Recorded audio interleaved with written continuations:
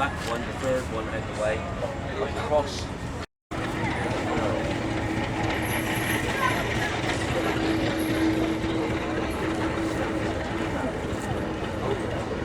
It's done like this. He's having a rest, isn't he? Yeah, away from his legs. And that's what it's all off the back, it's all back to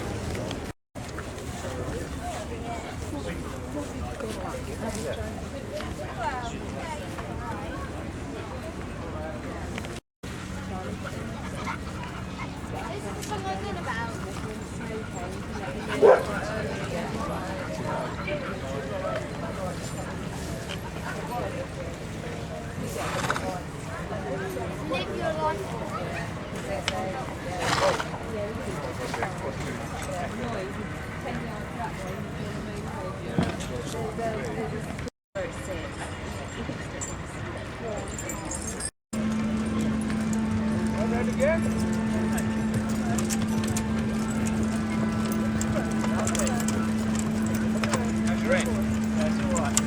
You're in the short attention as well.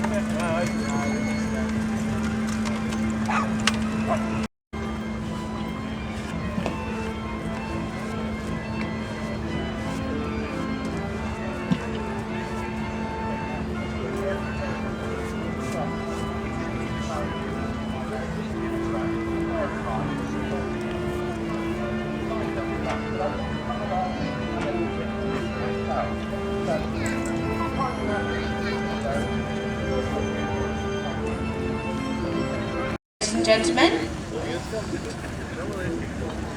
and our first pair coming into the ring are a pair of Suffolks.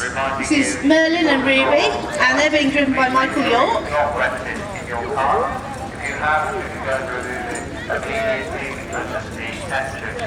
Owned by James Griffiths. And he's followed by Mick Elford, who's come from Cornwall to be here with us. And he's driving Leo and Jim.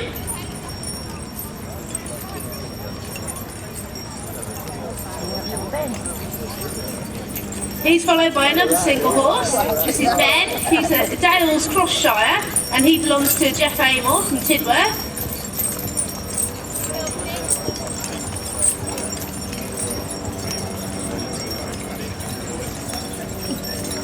Then we have Graham and Lorraine Turner, and they've got Mickey and Billy Jim.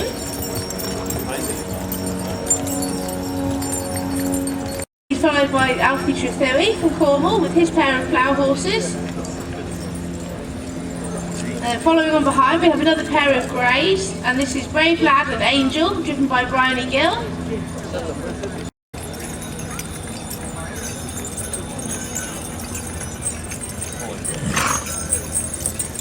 Dawkins from Kent, and he's got a mixed pair. He's got a Clydesdale called Molly, and then Ardennes called Barney.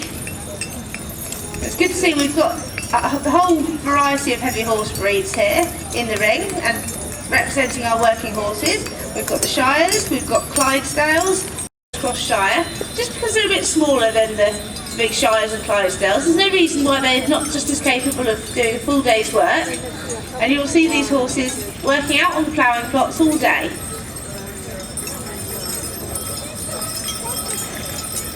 You'll also see that Ben is wearing his decorative ear caps. Now, although these are decorative, they do also have an important practical function because they help to keep flies and midges from annoying the horses. The horse's ears are lined with very fine sensitive hairs to have them distracted, so it's quite common to see working horses wearing these ear caps. They're not a new invention. In fact, ancient Mesopotamian art from the first millennium BC shows horses wearing very similar ear coverings. So as they say, there's nothing new under the sun.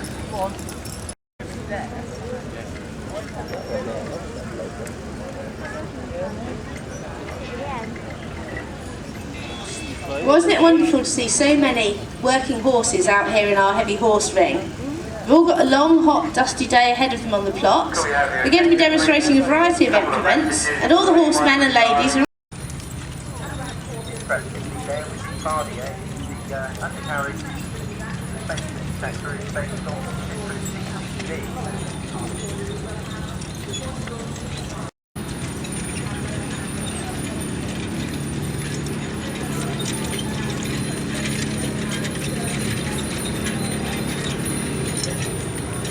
now do Paul Manson himself with his SB432 armoured personnel carrier.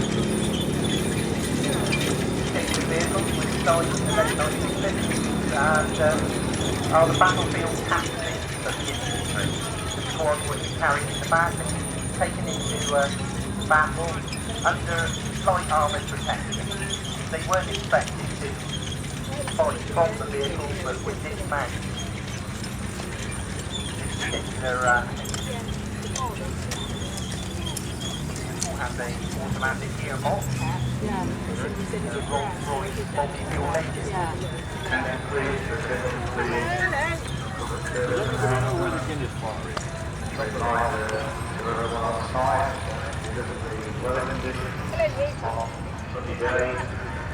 To ensure you drink plenty of water for rehydration, to use sunscreen if you have it. To not leave dogs in cars, and any dogs with you should be kept on a lead at all times. Yeah, yeah. And also to provide everyone the organ general handling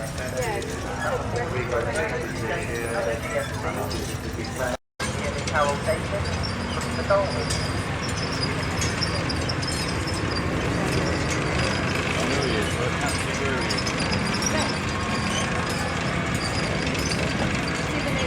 Yeah.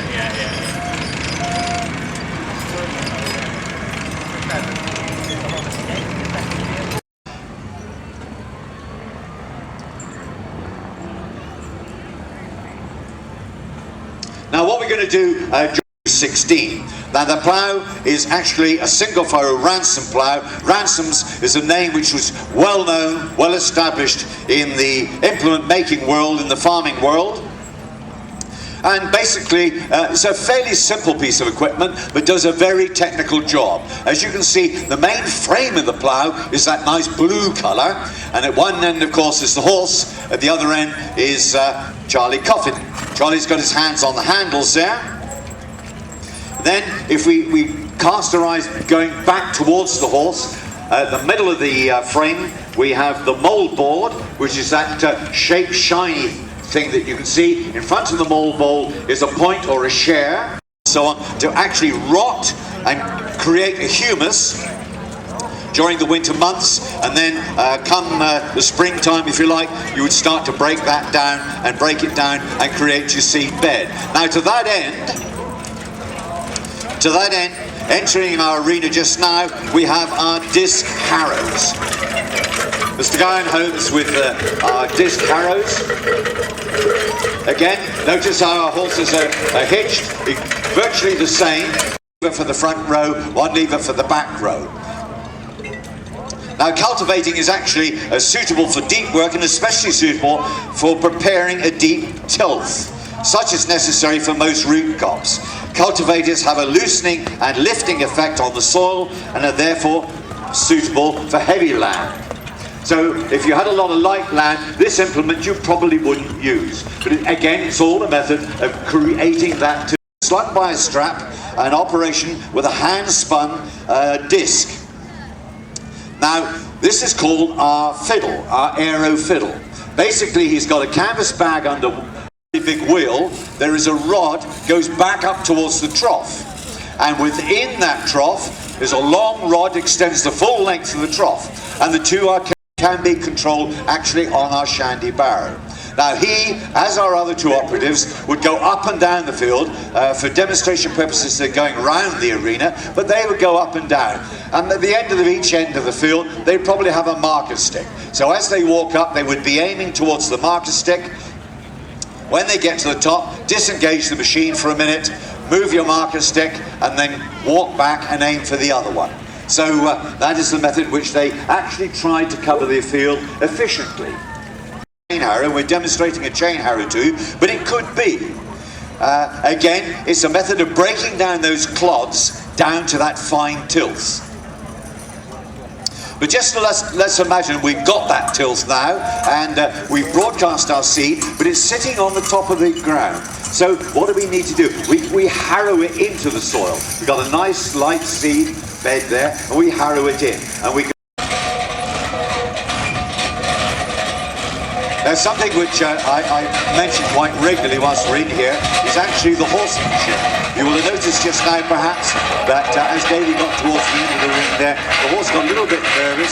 That is because, you know, they are in front of many, many things which they only see once or twice a year when they're down here at the steam fair.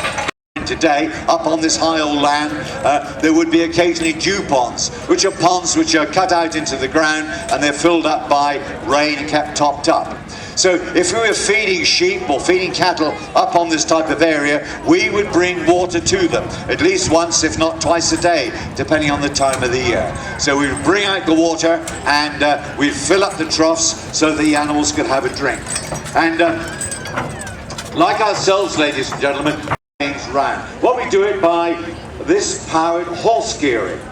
So if we have a look down next to the elevator, we've got our horse. This is Jane. Jane, she's 15 years old, and she's walking around. That she's pulling a long wooden beam behind her. Now that wooden beam is attached to a cast iron, well, let's call it a dish, shall we? It's a dish. And we've turned the dish upside down, and on the bottom, or the lip of that dish, there are a lot of teeth. And as Jane goes round pulling that dish, it's turning, and those teeth are connected to a long metal rod, which in itself goes back to the elevator. So as Jane goes round, so that basically is our elevator. Now let's have a big look back into our cropping here, shall we? Now we'll pick up our colleague who's moving towards the commentary box, and this is a little effective. Now it's in its travelling mode now. If it was applied to work, then of course it wouldn't go anywhere near as fast as you see it in this particular moment. So there we are, a very, very interesting and very important piece of equipment.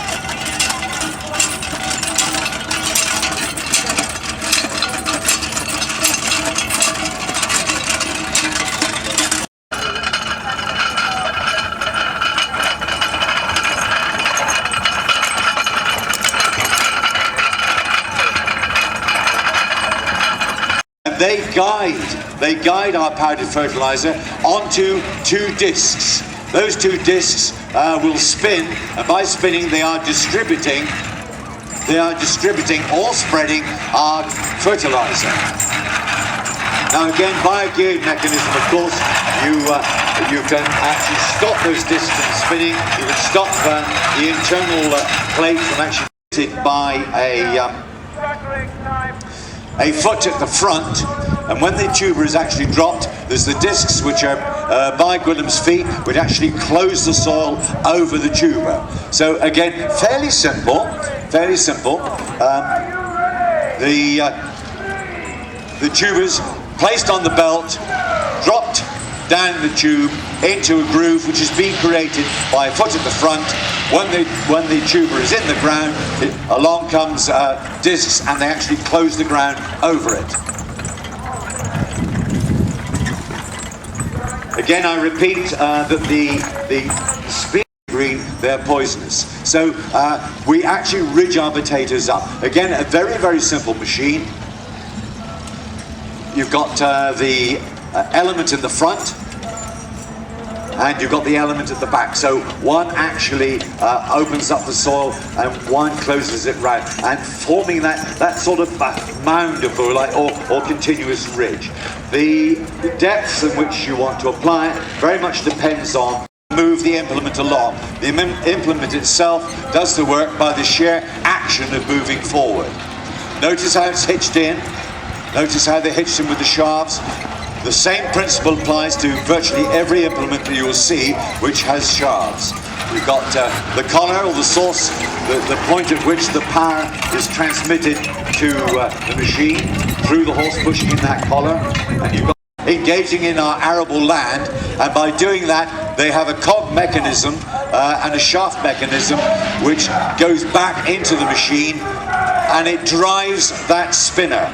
The spinner are those flail arms, if you like. Now if you look below the flail, there's a big long green arm with a plate on the bottom. When that is set up and going through our ridges, and we control that incidentally by the levers,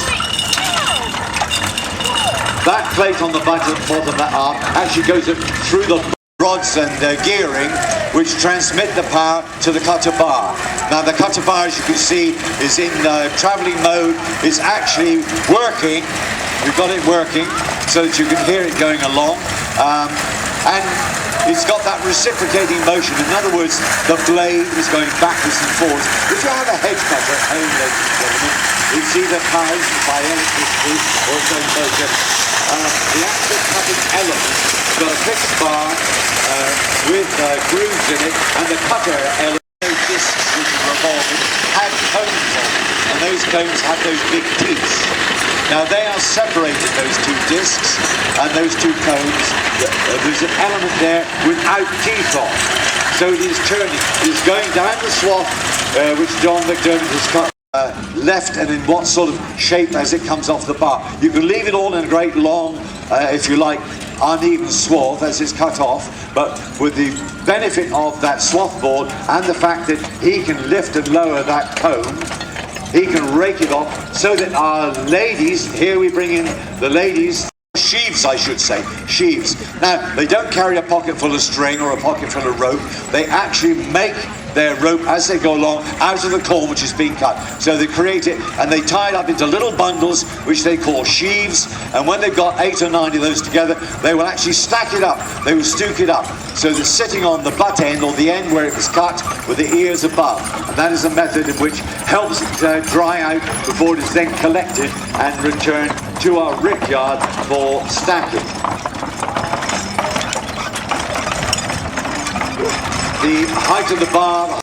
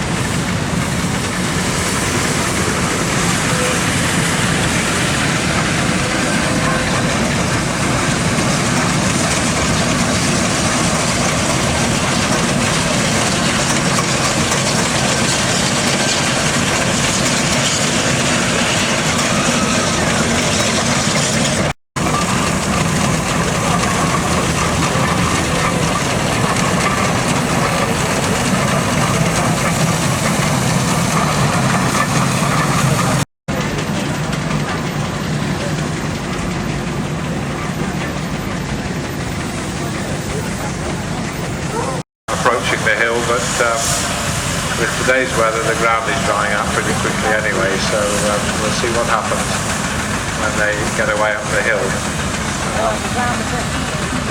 Colin in the DAF will have the engine running.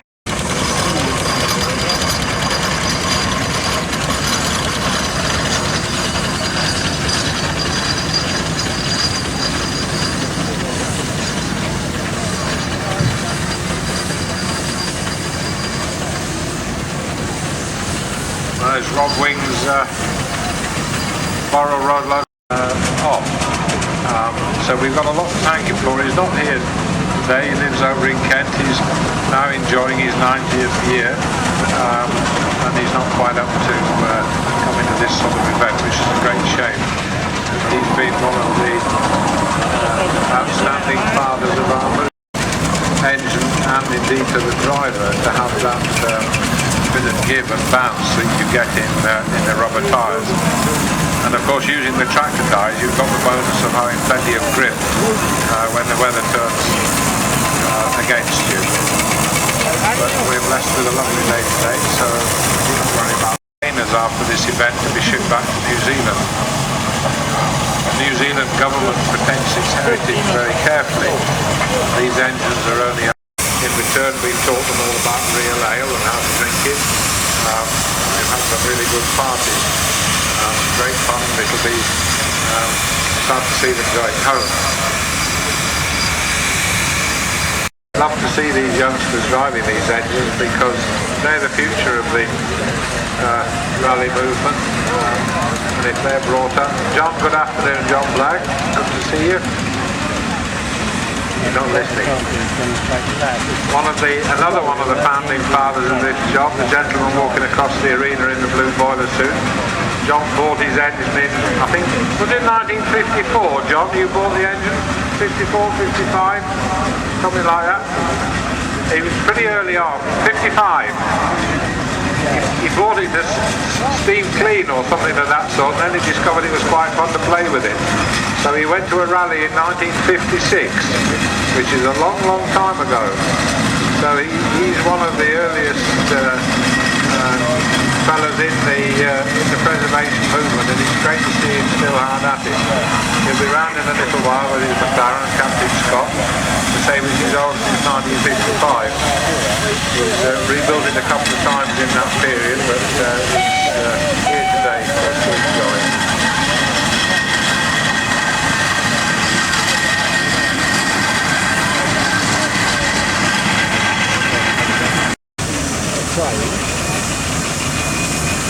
Right, well, whilst I've been waffling on up here about engines at the top, the Great North has been quietly going around the bottom of the ring with the load. So here she comes up around the top corner.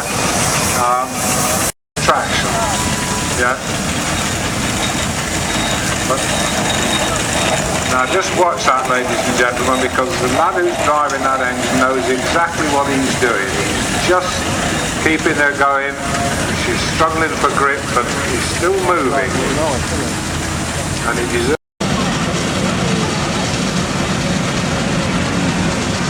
They're away now, they're up off the corner, so he'll be heaving a sigh of relief.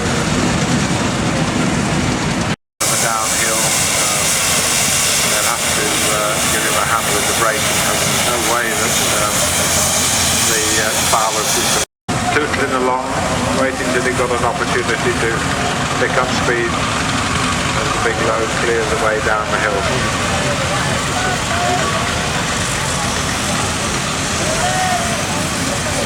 Delivery at the moment. There's probably 20-25 tons there behind the bonus here, but she's just playing with that.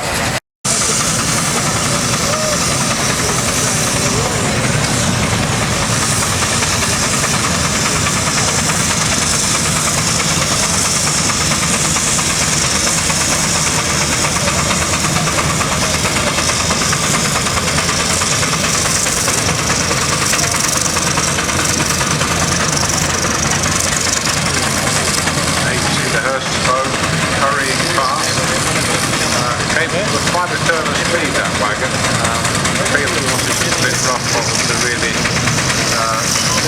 lengthen its stride too much.